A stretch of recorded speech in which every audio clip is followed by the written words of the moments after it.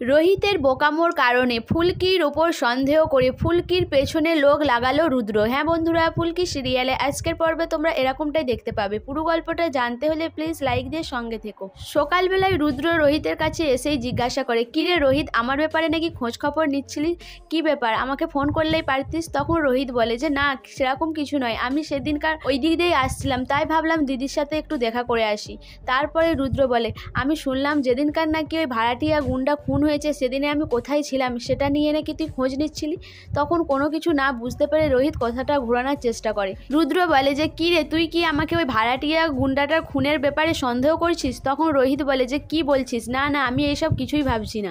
এদিকে ফুলকি মনে মনে ভাবে যে জামাইবাবু সবসময় কি আমার উপর লক্ষ্য রাখছে নাকি, আজকে সকাল সকাল কেন এখানে চলে আসলো। এদিকে রুদ্র মনে মনে ভাবে যে ফুলকি কি করছে আমি তো সেটাই বুঝতে পারছি না, একে বিশ্বাস নেই, এ হয়তো নিশ্চয়ই আড়ালে কিছু করছে, আমাকেও একটু খোঁজ খবর নিতে হবে। এরপরেই রোহিত ফুলকিকে বলে যে ফুলকি, তুমি দেখো এইসব নিয়ে আর বাড়াবাড়ি করো না, আর এইসব নিয়ে কোনো কিন্তু মাথা ঘামাবে না, আমি বারণ করে দিচ্ছি, আর এটা নিয়ে যদি আমাকে কোনো বিপদে পড়তে হয় আমি কিন্তু তোমার ভালো করে কান মুলে দেবো। এরপর ফুলকি ওখান থেকে স্টোরে চলে যায়। স্টোরে যখন কাজ করে সেই সময়ই অংশুমান এসে হাজির হয়। অংশুমান বলে যে ফুলকি, তোমার সাথে আমার কথা আছে। তখন ফুলকি বলে, কি ব্যাপার দাদাভাই, তুমি এখানে?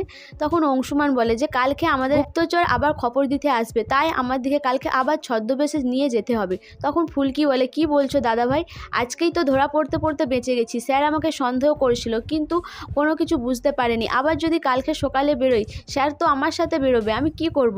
তখন অংশুমান বলে যে একটা কাজ করো, কালকে ভোর ভোর তুমি এই স্টোরে চলে আসবে, রোহিতকে বলবে তোমার স্টোরে কাজ বাকি রয়েছে। তখন ফুলকি বলে যে হ্যাঁ দাদাভাই, এটা করা যেতে পারে, একটা কাজ করি, আজকের কাজ আমি না করে চলে যাব আর কালকে ভোরবেলা চলে আসবো। এদিকে রুদ্র অফিসে বসে বসে ফুলকির কথা ভাবতে থাকে।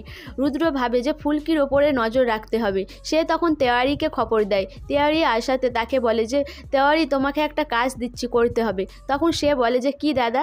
তখন রুদ্র বলে যে ফুলকির ওপরে লক্ষ্য রাখতে হবে, ফুলকি কি করছে না করছে ওর সাথে সবসময় আঠার মতো চিপকে থাকতে হবে, কিন্তু তুমি নিজে যেন এই কাজটা করতে যেও না, তুমি অন্য একটা লোককে ফিট করে দিও। তখন তেওয়ারি বলে যে ঠিক আছে দাদা, আমি দেখছি, আমি একজনকে ফিট করে দেব। এরপর তেওয়ারি ওখান থেকে চলে যায়।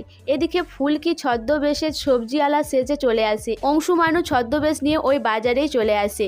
অংশুমান এসে ফুলকিকে বলে যে কি সবজির দাম কিরকম, সেই নিয়ে ফুলকির সাথে অংশুমানের কথাবার্তা হয়। এদিকে অংশুমানের গুপ্তচর আসে বাজারে। এদিকে তেওয়ারির লোকও অংশুমানের চরের ওপর লক্ষ্য রাখতে থাকে।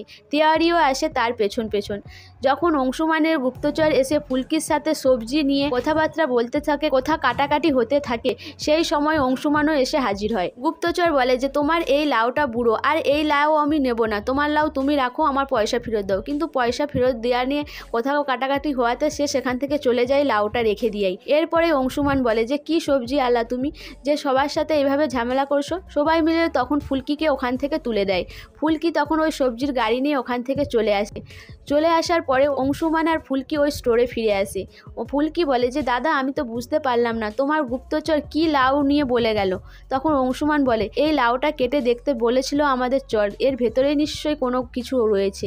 তারপরেই সেটা খুঁজে দেখে যে একটা চিরকুট রয়েছে ওই লাউয়ের মধ্যে, সেটা বার করে দেখে অংশুমান চিরকুটটা খুলে দেখে যে মোহানাপুরে নামে একটা জায়গাতে অস্ত্র পাচার হতে চলেছে।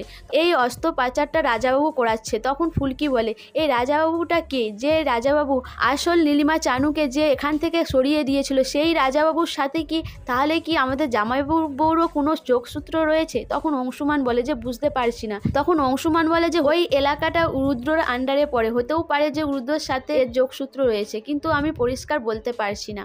এদিকে তেওয়ারির লোক তেওয়ারিকে বলে যে আমি এক্ষুনি দেখলাম যে অংশুমানের যে গুপ্তচর রয়েছে তাকেও দেখলাম এই বাজারে ওই সবজিওয়ালের সাথে কথা বলছে।